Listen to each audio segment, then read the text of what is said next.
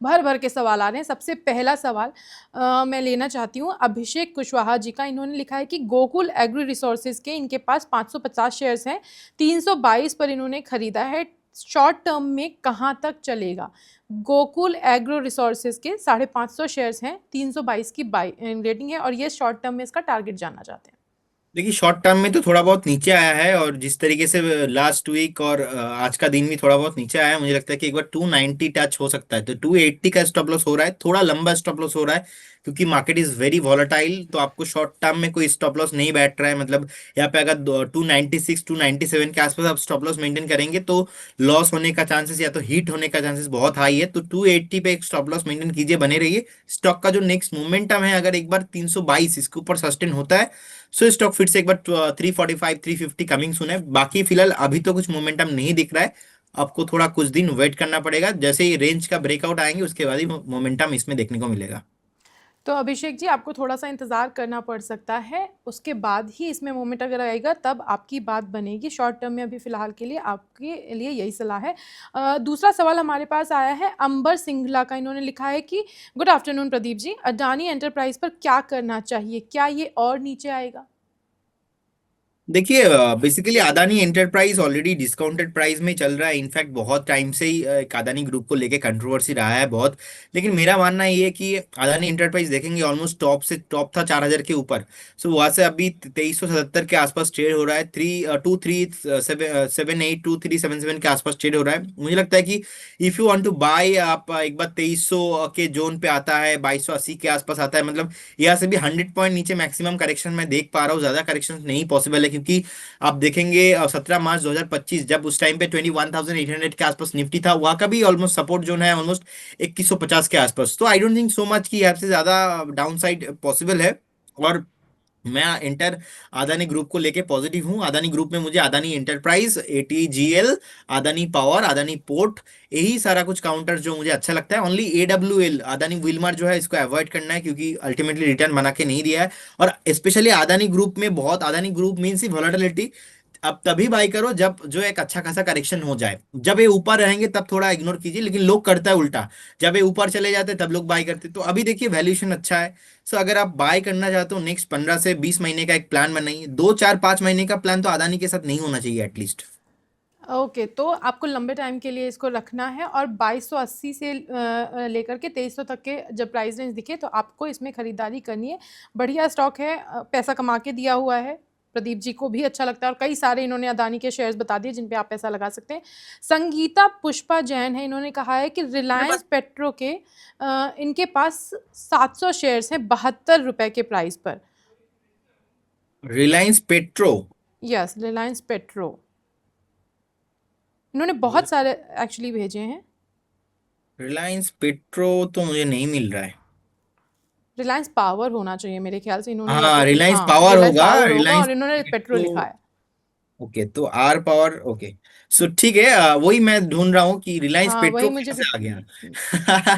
ठीक है, कोई बात नहीं। देखिए, रिलायंस पावर में आज तो एक सेलिंग देखने को मिल रहा है, और रिसेंटली एक बाउंस बैक भी देखने को मिला था। और एंटायर द अनिल अंबानी जितने भी सेगमेंट है, देखने को मिल रहा है एक बाइंग मिला था, उसके बाद अभी एक सेलिंग प्रेशर देखने को मिल रहा है। मुझे लगता है कि और थोड़ा करेक्शन इसमें पॉसिबल है, क्योंकि स्टॉक्स जो मैं बार बार बताया अलग अलग मल्टीपल चैनल में, कि ऐसे स्टॉक्स आपका पोर्टफोलियो में मल्टी बैगर हो जाएंगे, डिकेट टू डिकेट रखना है, ऐसा भी कोई सिचुएशन नहीं हुआ है। और इंटरेस्टिंग फैक्ट ये है कि अनिल अंबानी के साथ तो एक न्यूज भी है आज, कुछ ईडी का जो है रेड हो समन रहा है। है। ये बैंक से उन्होंने वो 3,000 करोड़ के आसपास कुछ लोन लिया था, उसका कुछ मैटर चल रहा है। तो उसी के चलते न्यूज भी है, और इंटर द काउंटर नीचे भी आ रहा है। फिलहाल मुझे लगता है कि और ज्यादा सेलिंग यहाँ पे पॉसिबल है, 43 44 कमिंग सुन। बाकी ऐसे स्टॉक आपके पोर्टफोलियो में तो बिल्कुल नहीं होना चाहिए। ये ट्रेडिंग करने के लिए 2 1 दिन के लिए सही होता है, लेकिन लॉन्ग टर्म के लिए नहीं होता है ये। और जब भी संग मैं ऐसे बोलता हूँ तो एक एग्जाम्पल मैं हमेशा देता हूँ, कि ये थोड़ा बोल्ड एग्जाम्पल हो जाता है, लेकिन फिर भी इन्वेस्टर्स के लिए आपको याद रहेगा कि एटलीस्ट स्टॉक मार्केट में जब भी आप कोई भी ऐसे स्टॉक्स में निवेश कर रहे हो, तो आपका कैरेक्टर थोड़ा खराब होना चाहिए। क्योंकि जिंदगी में कैरेक्टर आपका अच्छा होना चाहिए। आप अच्छा इंसान बनो, अच्छा बहुत बढ़िया इंसान बनो, लेकिन स्टॉक मार्केट पे अगर ट्रेड कर रहे हो, और रिलायंस पावर जैसे स्टॉक्स अगर आपके पास है, तो कैरेक्टरलेस थोड़ा बहुत होना पड़ेगा, क्योंकि ट्रेंड भी शिफ्ट, आप भी शिफ्ट, नहीं तो आप फंसे रहेंगे बहुत ज्यादा। ओके, तो पुष्पा जी, आपने अडानी पोर्ट और अडानी का एक और स्टॉक है उसके लिए राय पूछी, और प्रदीप ऑलरेडी इसके अडानी के शेयर्स पर बात कर चुके हैं, तो आप हमारा वो वाला आंसर चेक कर सकती हैं। और हमारे दूसरे हैं लवी पुनिया, उन्होंने लिखा है कि टाटा मोटर्स के इन्होंने 737 पर और एनटीपीसी के 400 के भाव पर खरीदे। इन्होंने क्वांटिटी नहीं लिखी है। और लवी पुनिया जी, आप जानना क्या चाहते हैं? आई थिंक ये इसका टारगेट ही जानना चाहेंगे, क्योंकि इन्होंने या देखिए, टाटा मोटर्स और एनटीपीसी दोनों ही अभी नहीं चलेंगे क्योंकि मार्केट में एक बहुत तेजी से सेलिंग हो रहा है। और टाटा मोटर्स का वैल्यूएशन करंट जोन से मुझे अच्छा लग रहा है 652 के आसपास, और फंडामेंटली देखेंगे 28,000 करोड़ के आसपास पैट भी पोस्ट किया, तो नो डाउट अच्छा है। 43% के आसपास पब्लिक होल्डिंग है, 652 के आसपास चल रहा है। मुझे लगता है कि करंट जोन से आप चाहो तो एक बार एवरेज भी करके जा सकते हो, बाइंग भी करके जा सकते हो, लेकिन मेक श्योर मिनिमम 7 से 8 महीने का एक प्लान होना चाहिए। स्टॉप लॉस रहेगा 615 के आसपास। पहला टारगेट इसमें हो रहा है 740, और सेकंड टारगेट अगर 7 से 8 महीना पूरा वेट करते हो तो मुझे लगता है कि एक बार 850 के ऊपर भी पॉसिबल है। एनटीपीसी बहुत टाइम से नहीं चल रहा है और मुझे लगता है कि एक रेंज बाउंड ट्रेड हो रहा है 355। इसके ऊपर अगर क्लोजिंग मिलता है तब जाके यहाँ पे मोमेंटम बनेगा, तो फिलहाल अभी अवॉइड कीजिए। अभी देखिए, मार्च से नहीं चल रहा है। सो मार्च, अप्रैल, मई, जून, जुलाई, अगस्त हो गया। सो अभी मुझे लगता है कि और भी लग सकता है कि 2 से 3 महीना नहीं चले, तो एक बार आप वेट करके जाइए, अभी तो कुछ नहीं करना आपको। ओके, तो एनटीपीसी में आपको वेट करना है। कमल सेठी जी, आप बहुत बार हमें सवाल भेज रहे हैं, लेकिन मुझे आपका सवाल समझ नहीं आ पाता। आप रेल टेल के बारे में एग्जैक्टली क्या जानना चाहते हैं? कि आपने कितने शेयर खरीद रखे हैं, आपको बेचना है, या आप नेक्स्ट टारगेट जानना चाहते हैं, या एक्यूमुलेट? आप थोड़ा सा क्लैरिटी से लिखें तो मैं आपका सवाल ले लेती हूँ। तब तक मैं नेक्स्ट सवाल ले रही हूँ, और अब हमारे शो के वाइंड अप करने का भी टाइम आ गया, तो मैं सिर्फ 2 सवाल लूँगी जल्दी से। आनंद जी हैं, उन्होंने लिखा है कि स्कोडा ट्यूब्स के 300 शेयर्स हैं इनके पास, 205 रुपये के लिए 1 महीने का टारगेट ही जानना चाहते हैं। ओके, स्कोडा ट्यूब अभी चल रहा है 191 के आसपास। इसमें मार्केट कैप ज्यादा नहीं है, थोड़ा वॉलेटाइल रहता है, बट मुझे लगता है कि पोटेंशियल है। बट रिसेंटली एक बार 220 के आसपास स्टॉप बना के नीचे आया, इसका स्टॉप लॉस होना चाहिए 180 के आसपास। 180 स्ट्रिक्टली स्टॉप लॉस मेंटेन कीजिए।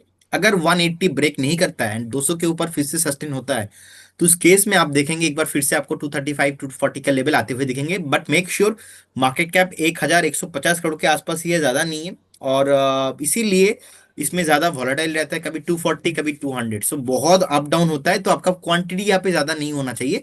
180 अगर इसके नीचे आता है तो आपको स्ट्रिक्टली स्टॉप लॉस भी मेंटेन करना चाहिए। तो 1 महीने के अंदर क्या ये जो आप बात बता रहे हैं वो हो पाएगी, या इसके लिए इंतजार करना पड़ेगा? देखिए, मुझे लगता है कि 180 का स्टॉप लॉस आप मेंटेन कीजिए और बने रहिए। अगर 200 के ऊपर सस्टेन होता है तो उस केस में आपको 235 240 का लेवल आएगा, लेकिन 200 के ऊपर एक्चुअल में आप देखेंगे लास्ट 3 हफ्ते से तो 200 के ऊपर बार बार गया है, फिर से 200 के नीचे आ जाता है।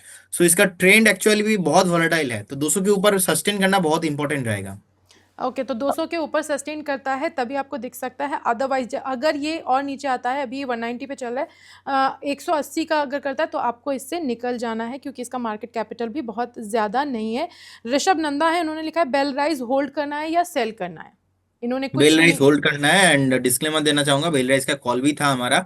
सो 110 के आसपास पहला टारगेट था 125, सेकंड टारगेट था 145 के आसपास, और रिसेंटली मैंने कल इसका जो है टारगेट भी और ज्यादा इंक्रीज किया। जिस तरीके से हायर हाई क्लोजिंग दे रहा है डेली बेसिस पे, वीकली बेसिस पे, मंथली बेसिस पे, न्यू लिस्टिंग है, ज्यादा पुराना लिस्टिंग नहीं है, और फंडामेंटल भी मुझे लगता है कि कमिंग डेज में चेंज होने वाला है।